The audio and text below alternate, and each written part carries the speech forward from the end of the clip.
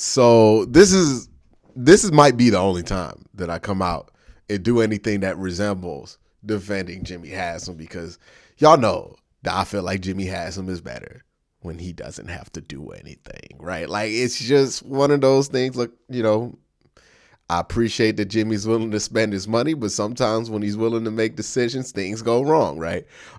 But it's been out recently, this whole thing that the NFL owners are outraged and upset that Jimmy Haslam gave this contract to Deshaun Watson, and some people are trying to film or spin it as if this is some kind of moral outrage that the NFL owners have, and it's really not. This has nothing to do. Look, this could have been anybody else and they would have been outraged by it. And there's been a lot of misinformation about Deshaun Watson's contract, right? The whole thing that came out about, well, it's only $1 million for the first year to avoid suspensions, when they gave that deal to anybody they extended. Myles Garrett's cap hit is lower. This is why teams and quarterbacks have leverage to get bigger contracts nowadays, especially when it comes to an extension, because if you do extend somebody, you can put all of that money in the signing bonus and you can save cap space for the upcoming year. It's something the Pittsburgh Steelers have done forever, and we've never heard such an accusation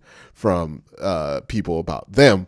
And it's just interesting that it comes out, people assume that about this. So there's been a lot about this whole contract situation that hasn't been right. But this whole thing, I saw this coming a mile away, right? Where NFL owners were, quote unquote, mad, right? Mad about the contract. And I thought that I would take some time out to explain why they are mad. I've explained this a little bit in the past, but I guess I'll go more into detail with this. But one of the reasons why NFL owners are mad is cash. Now, I know we're thinking, right? Because to me and you, who make me and you money, we out here like, okay, what's cash? They're billionaires, right?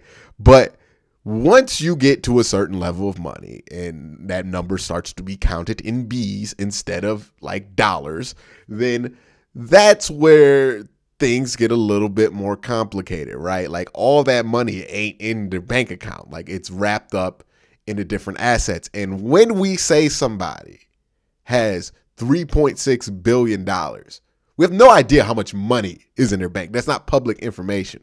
What we are saying when somebody is worth $3.6 billion is that their money, everything that they own, right, is worth up to $3.6 billion. Like, if you own a house, right, and you're not in too much debt, all you have to do to figure out your net worth is, okay, how much is your house worth? How much is the car that you own worth, and all of your other assets? Subtract that by the amount of debt that you have, and that is your net worth, right? It has nothing to do with what's in your bank account. It has everything to do with what you owe, right? So a lot of us probably don't have a net worth because we're still paying out our mortgages and stuff like that. But if you do outright own your home and stuff like that, yes, you do have a positive net worth more than likely. And that's what that net worth number is. That has nothing to do with how much money that they have in the bank or where they have that money in the bank. Honestly, I don't know how that happens and how you store that much money in a bank. That means that they have assets that are worth it. So when you look at somebody like Mike Brown, the owner of the Bengals, right? I'm going to Google his net worth. I go Mike Brown, estimated net worth. It's going to pop up and say Mike Brown is worth how much money? They're going to say what? He's worth about $1 billion, right? Now, why is Mike Brown worth about $1 billion? Well, how much are the Bengals worth? About $1 billion, right? Because Mike Brown's money and the Brown family money is wrapped up in owning the Cincinnati Bengals. So that means that a lot of their valuation and their ability to get credit is based off of owning the Bengals, because they own something that is seen as incredibly valuable. But when you own the Bengals and you obviously don't want to let go of the Bengals, and then you have to think about, hey, we gotta keep Joe Burrow, and Joe Burrow might want $200 million or $250 million in guaranteed monies for his contract, then you start to have to look at it a different way, because to Jimmy Haslam, he has $230 million to spend and put into escrow right now, because when you sign a guaranteed contract, and forgive me if I didn't explain this right, So when you sign a player to a guaranteed contract or any guaranteed money, all the money that's guaranteed in that contract, not the money that's incentive based, but the guaranteed money. Whenever you hear $80 million guaranteed in a $140 million contract, 140 doesn't have to go in the bank. 80 does. 80 has to go into escrow right now, the moment that contract's signed. It has to, and when you put something in escrow, for those who don't know, that means you give that money to a third party who holds that money and then disperses it to the party that's supposed to be guaranteed that money. That guarantees that, hey, if that player fulfills the obligations to that contract, they will get that money. It also guarantees that if that player does not fulfill their contract value, that the owner gets that money back, right? It's a dual-sided kind of mutually beneficial thing. So when you hear Deshaun Watson $230 million, that's not credit, dog. That's not, hey, man, we're going to cut a $50 million check every year and we're going to be all right. No, that is today, right now, at this exact moment, I am putting in escrow $230 million. And a lot of owners don't have that kind of money, right? So with Joe Burrow, I wouldn't be surprised, right, if this changes the game where Joe Burrow wants guaranteed money, where when Joe Burrow, it comes time for him to get his extension, he's not going to get a 5-6 year extension. He's going to get a 2-year extension because that's how much money, because, you know, the Brown family might be able to guarantee $100 million.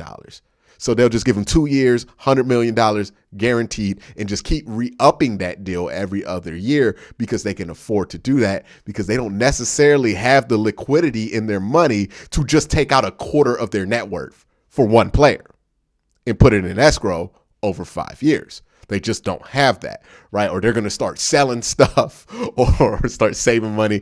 Yeah, it's funny to make the Bengals are broke jokes, but that's a reality that they have to live in, right? That's what the modern NFL has.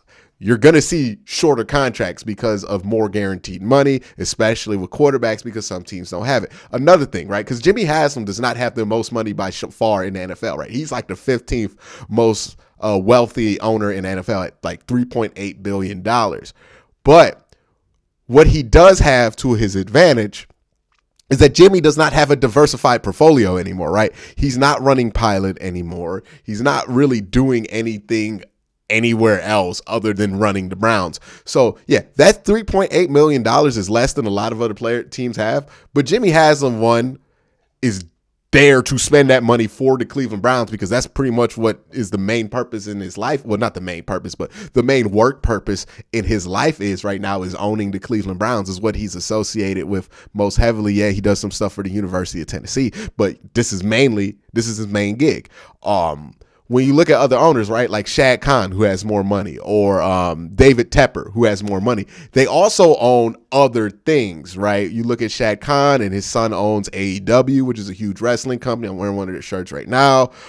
They also own Fulham. You know, like they own other major professional sports teams, right? When you see those guys at the top of that number, they own major professional sports teams. They're almost franchises in that way, right? David Tepper owns another major professional sports team. Some of them, the Saints family, they own both the Pelicans and the Saints. So there is another issue of, yeah, I got that much money, but I ain't really here to spend that money. I'm here to run this like a business, right? And some of those guys who have $16 billion to their expense aren't looking at this football team as a fun thing to do to spend money on. They're looking at it as a business to make money with, as an asset, right? Like that's how they're looking at it. So they're not going to be as willing to put a bunch of money in escrow to make their football team better, like a Jimmy Haslam is going to be willing, or has showed that he's willing to do with both Myles Garrett and Deshaun Watson, right? So that is why NFL owners are mad, because Jimmy Haslam is not playing the same game that they're playing. Jimmy Haslam is playing a little bit of an old school game, right? For better or worse, he's doing what Jerry Jones would do. Right. And what Jerry Jones would do is try to win football games and spend all the money he can to win football games and really not care who he ties up in the process. Right. There is a half of this league that's new money. A lot of the new owners, right, in the league that they didn't buy a football team because they thought it was cool to own a football team. They bought a football team because they thought it would make them money. And when you buy a sports team, and you could look at the Cleveland Guardians, as a prime example of this. When you buy a sports team as a business asset, it's not going to be run with the same amount of vigor and money that somebody who just loves owning a team, right? When Steinbrenner owned the Yankees, he was just throwing the money out because, hey, man, I own the Yankees, dog. I'm going to have fun. That's how he viewed it. Jimmy Haslam views this the same way, right? He was a booster at Tennessee. He was a part owner in Pittsburgh. All he's ever wanted to do was own a football team and spend money on it. That's what he wants to do. That's his main goal, right? He wants to spend money and win football games, similar to Jerry Jones. And that can be good and bad because sometimes it can be over-involved, and that can be very, very, very bad for the football team. We have seen it play out in that way. But in other ways, like this, it works out good. And this is why when these NFL owners are in a tizzy and upset about it, I don't care. I really don't care. They're just mad that they can't run these sports teams like businesses if they also want to win. And I think that's a good thing because the more sports teams that are ran like quote unquote businesses that you're trying to get a profit out of, the more the fan gets screwed over, right? The more we get mediocre teams that don't spend any money, that suck up public resources, and that just waste our time, right? There's nothing worse than the fact that taxpayers are still footing the bill for the Guardian Stadium, and then also watching them spend $30 million on payroll. Now, they signed Jose Ramirez, but nonetheless, the ideal is there, right? There's nothing worse than that, right? When they cheap out, dime out, and try to make as much profit as possible, we get screwed over as fans. So to those owners who are upset that Jimmy out here trying to spend his money to actually win football games instead of trying to squeeze every bit of juice out of this lemon that is the Cleveland, well, not the lemon, out of this pill that is the Cleveland Browns fan base, then, I don't care if they're upset, right?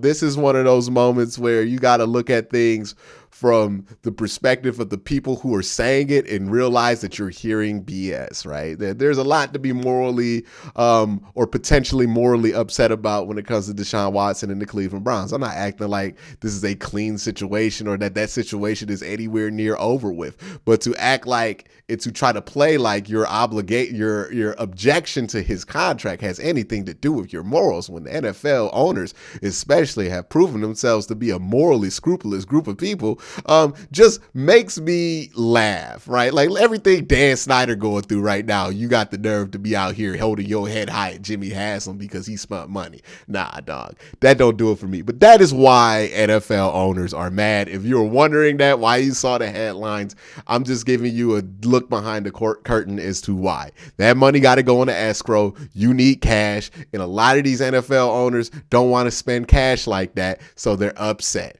The prices just got higher and they mad at Jimmy because he dropped the bucket, right? Like that's just what this is. But overall, this is better for fans. This is better for players. This is better for everybody that's not the ownership group. And the ownership has had it good for long enough so they could take a little bit of a hit here and there. But yeah, that's why they're complaining. That's why they're crying. And that's why I'm telling you, when you hear them do stuff like this, when you hear people complain about contracts, don't listen to them, because spending money on players and being willing to spending money on players is always a good thing when it comes to your enjoyment as a fan, because there's nothing worse than a team that nickels and dimes you and doesn't keep the players that you love. There's nothing worse than that as a sports fan. You can have a team that breaks your heart every year. You can have a team that disappoints, but nothing worse than a team that nickel and dimes you and then gets you attached to players and then lets those players leave. So why a lot of people don't watch baseball in this city anymore. But that's just my sense on it, my thoughts on it. I'm sorry, I'm jumbling my words today. My 2 cents on that whole situation. Let me know what you think in the comment section below. But again, guys, thank you for watching. Y'all have a great day. Have a good night.